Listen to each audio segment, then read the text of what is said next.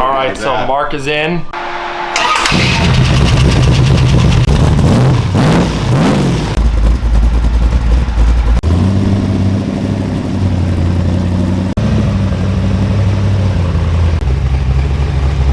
It's a big, nice, flat, strong deck.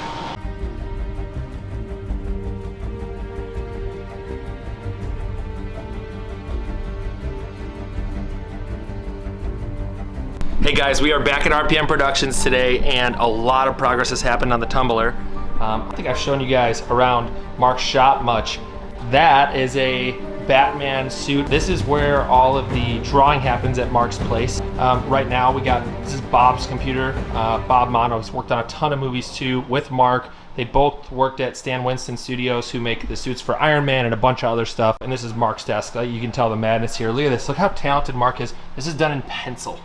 That's pencil. Marc drew that a long time ago. But anyways, so today we have a ton of updates. A lot of progress has been made. We're now targeting to potentially get this thing to SEMA this year. With all that being said, this video is part 3, and what we're gonna focus on is all of the technical aspects of the Tumbler that make this one different and better than the movie one. The movie one's amazing. This car wouldn't even exist without the movie. We're huge fans of Christopher Nolan's film, of all the guys who built the original Tumbler, the design team, but there are some really key differences in ours that we're gonna highlight in this update video for you guys. Here's where I come to do my deep thinking, chill with Baby Terminator. This guy almost made it into a Doritos commercial. I would mess around with it, but literally everything is all like actuated, and he costs like 50 grand, and that he doesn't even have the bottom half of him on right now, so I don't want to break anything. This is the original 1/18th. Now the tires look way too big. You can see that here. But this is the original 1/18th scale model that Marc scanned in. He was working off movie stills and this model back in 2011 or 12. And then this is my 1/43rd that I brought here and Marc has borrowed.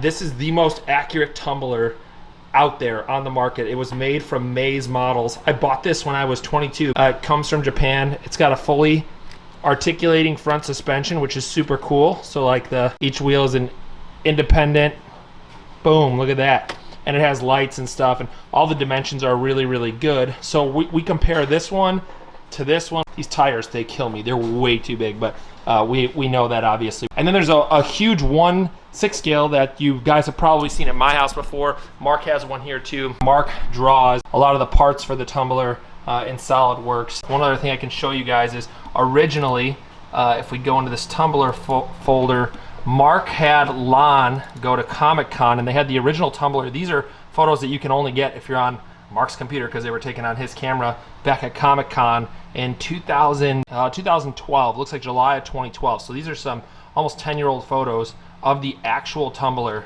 If you look through these, you can see this is the real thing. This is the real deal vehicle. So we've been working off of pretty much all of this stuff from the very beginning, and none of the stuff that we're doing on this vehicle in the back room is conjecture. You know, some of it is what we would have done better, but these are all the real pictures of the vehicle, and just one of the other things that we're working out that I haven't shown you guys before. Okay, so popping back, we're gonna do a full update on this thing after the guys have had a little more time. We actually just did a startup to line the steering up, so sorry I didn't film that for you guys, but I will film the next one because we're gonna be flipping this thing around today, so that'll be pretty cool. Yeah. This is Marc laughing at me after he asked me what key weighting is. Well, it's a keyway. A keyway. He never taught me yet. You're right, I said everything is keyway. Not a kiwi, a keyway. Not a kiwi. Yes. All right, okay, let's get a lesson. Let me show you. What's a keyway? If I was just relying on this as a clamp, yeah, and it didn't have this little groove in here, yep, it theoretically, when you put it on here and you tightened it, it could spin. Yeah. Okay?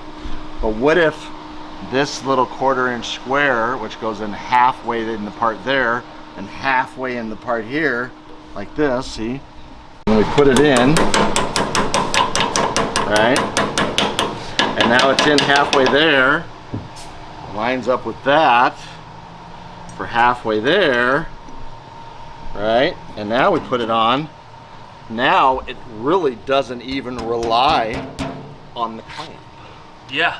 Nice. to keep it locked, right? Yeah, it's relying on that On keyway. the keyway. So there's no slop. Right now, see, it does this. See that little tiny bit? Yeah. Well, once we tighten the clamp, then it's not going to have That's that at all. gone. The play is eliminated. Yeah. Nice.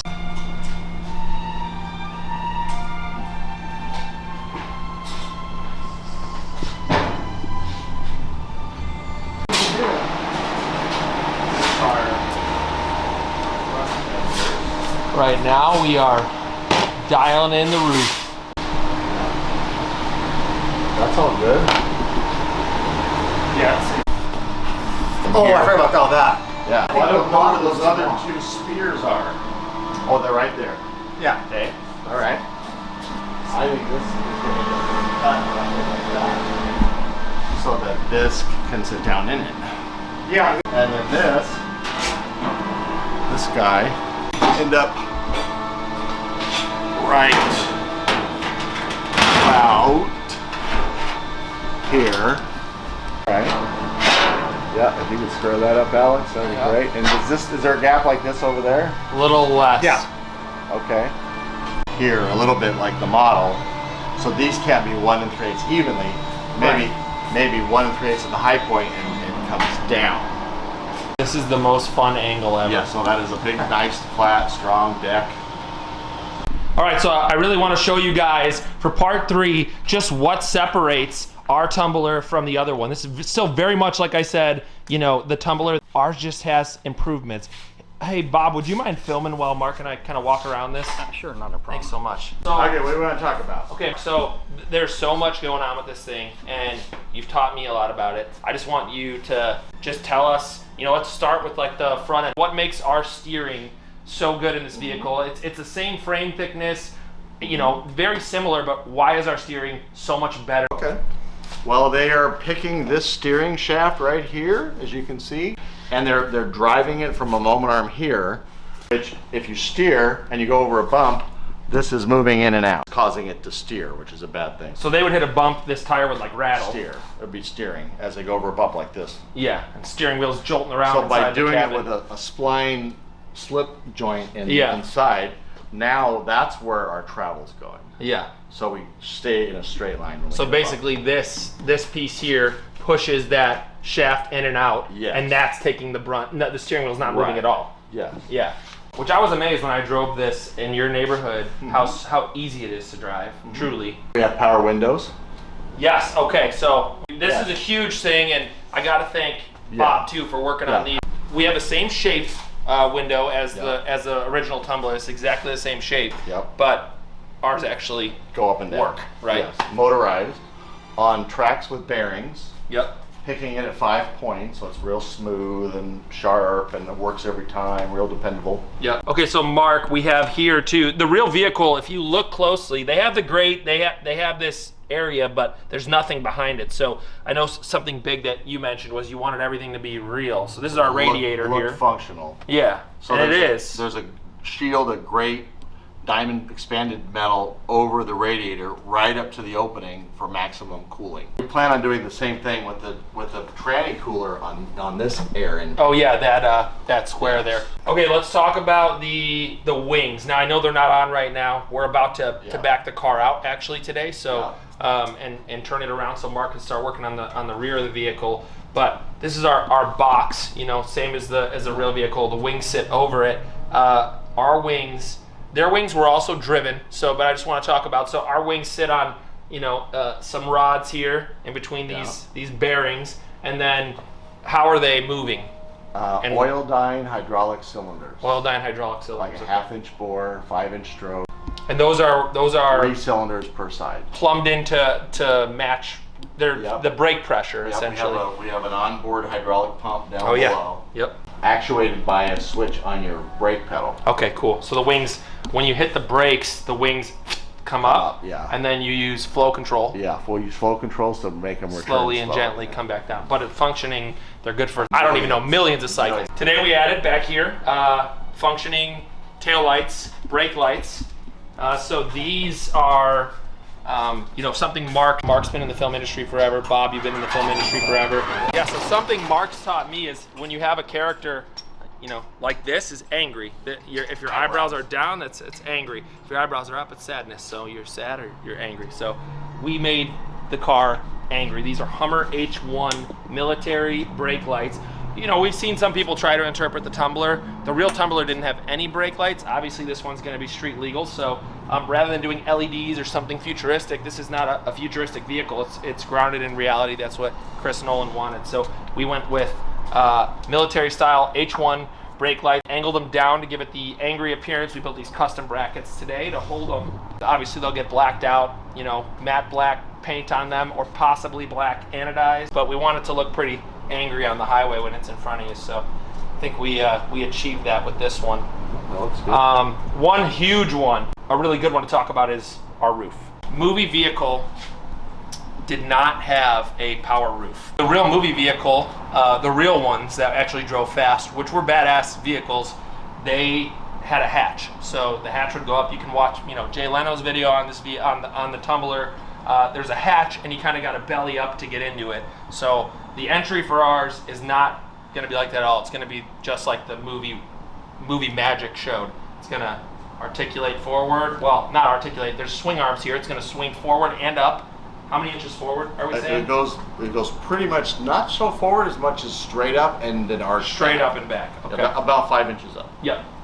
Yeah. So Mark, if you could just point out what's going on in here. You know, have a plate that's going to basically go arch up and back by way of this bell crank. Yep. You'll have 2 electric linear actuators in the back and 2 in the front. Okay. Right now the fronts are just fixed pieces just to hold the roof in place. Yes. So and these are for the actual sliding function. These are Thompson rails, correct? Right, Thompson rails, Yep. and it'll be on servos.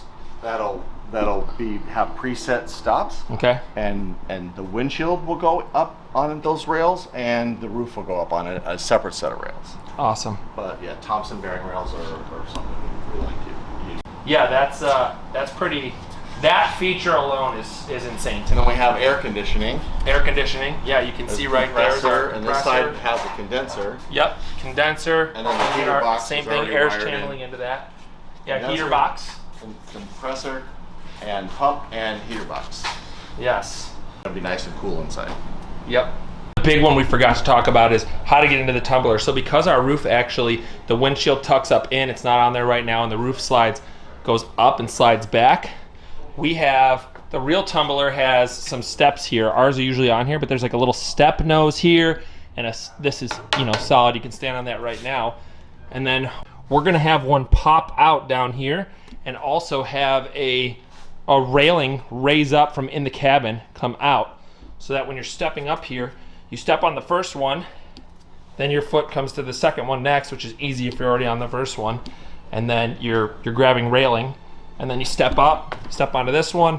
Your roof is already, you know, slid back, so we're pretty much open chasm here, and then you have another step that slides out to each side, so that you can, driver and passenger can get in nice and easy. So that is going to be super trick. The real movie vehicle ran a 5.7 liter Chevy 350. We're running 5.9 360 Dodge. Yes. This thing is, and you said this is the most you've ever spent on an engine. Yes. Edelbrock heads. Edelbrock heads. Port matched, ported and polished, roller rockers, forged pistons, Demon carburetor, torquer intake manifold, custom-made headers with MagnaFlow exhaust system. Yep. Oh, and that actually reminds me, I forgot one other element on the back. Now, ours and the movie vehicle both had NASCAR style rear ends, but we went beefier. So can you talk about? Yeah, on their car, in the movie car, they ran a Ford 9-inch. Yeah. Which is kind of thin tubing and lighter duty. Yeah. This is a Dana 70 out of a 1-ton Dodge, mid 70s.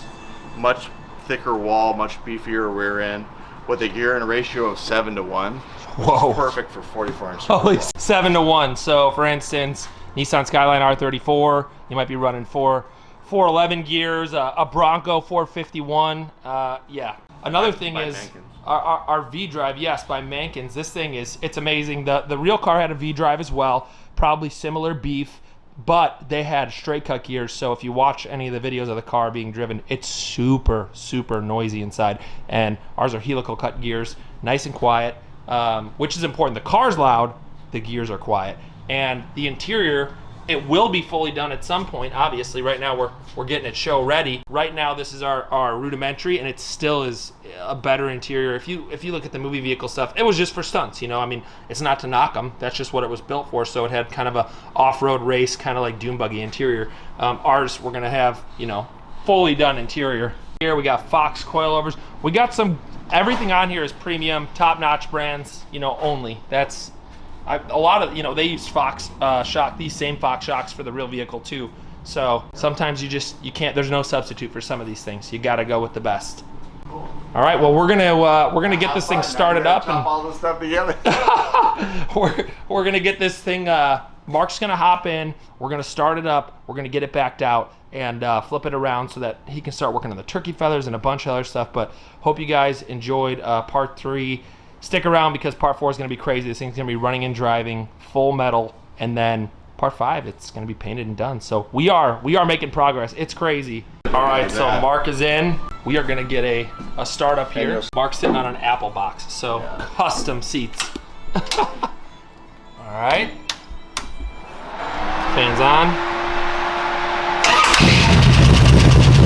Dang, baby.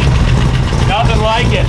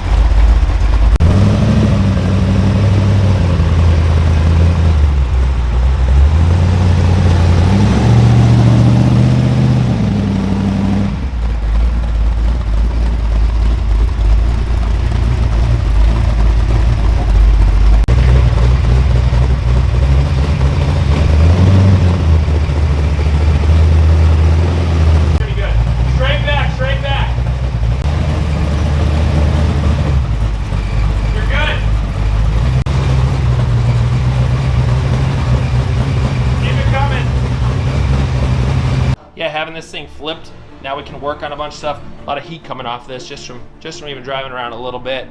But yeah, there she is. She's in the garage.